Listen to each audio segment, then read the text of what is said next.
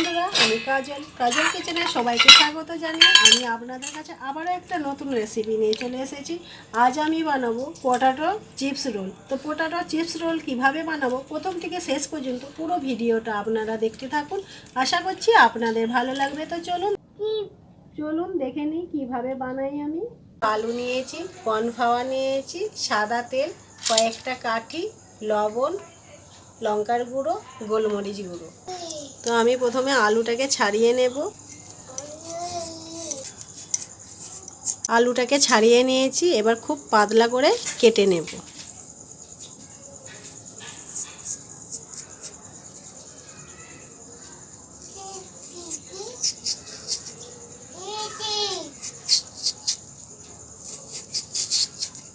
সঙ্গে সঙ্গে জলে দিয়ে দেব।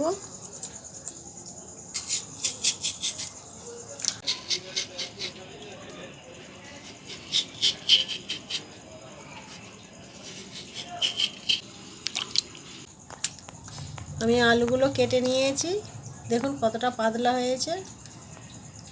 তো আমি 2-3 বার ভালো করে জল দিয়ে ধুয়ে নিয়েছি, আর প্রত্যেকটা আলু এরকম পাতলা হবে। হাফ চামচ লবণ জলে ডুবিয়ে রাখবো মিনিট 10। যখন কাঠিয়ে পুড়বো তাহলে ভাঙবে না আলুগুলো। তো এইদিকে আলুগুলো নুন জলে ডুবো না থাক, আমি একটা ব্যাটার বানিয়ে নেব। এখানে একটা পাত্র নিয়েছি, এখন এবার কর্নফ্লাওয়ার দিয়ে দেব, আর সামান্য লবণ, গোলমরিচ সামান্য, লঙ্কা গুঁড়ো সামান্য, অল্প অল্প জল দিয়ে ব্যাটার বানিয়ে নেব। ব্যাটারটা আমার রেডি হয়ে গেছে, এরকম হবে। একটা কাঠি নিয়েছি, আর মিনিট 10 ভিজানো হয়ে গেছে নুন জলে। তো এখন আমি এবার রোল করে নেব। একটা আলুকে এইভাবে রোল করে নিয়ে গেঁথে দেব।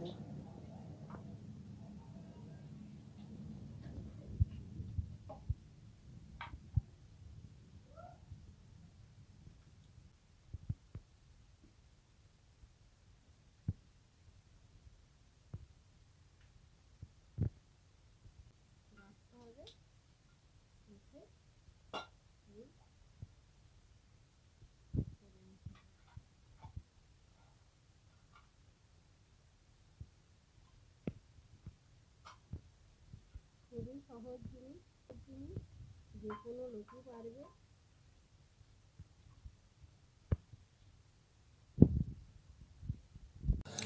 আমার পাছা দেখা যাচ্ছে না, পাঁচশো না নে।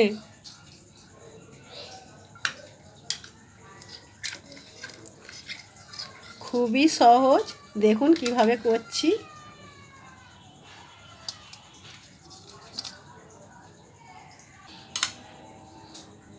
দেখুন একটুকু কিন্তু ভেঙে যায়নি। তো দেখুন একটা তৈরি হয়ে গেছে, খুবই সুন্দর। এইভাবে প্রত্যেকটা আমি করে নেব। সবগুলো করা হয়ে গেছে, দেখুন কতটা সুন্দর লাগছে। এবার আমি ব্যাটারটা দিয়ে দেব। এই যে এইভাবে।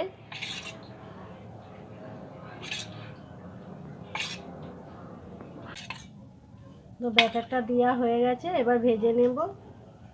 ভাজার জন্য আমি তেলটা গরম করতে দিয়েছিলাম, তেলটা গরম হয়ে গেছে, এখন আমি ভেজে নেব। আঁচটাকে কমিয়ে বাড়িয়ে ভাজতে হবে। ভাজা হয়ে গেছে, এবার আমি তুলে নেব।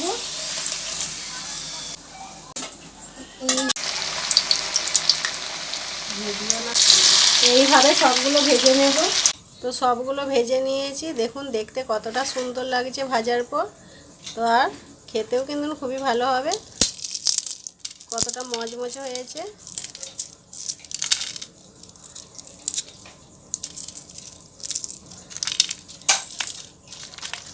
প্রত্যেকটাই মচমচে হয়েছে। তো এইভাবে আপনারা বাড়িতে করে খাবেন, খুবই ভালো খেতে হয়। আপনাদের যদি আমার রেসিপিটা ভালো লেগে থাকে তাহলে অবশ্যই একটা লাইক দিয়ে সাবস্ক্রাইব করে আমার পাশে থাকবেন। আজ এই পর্যন্ত, আবার অন্য কোনো দিন নতুন ভিডিও নিয়ে আপনাদের সামনে হাজির হব।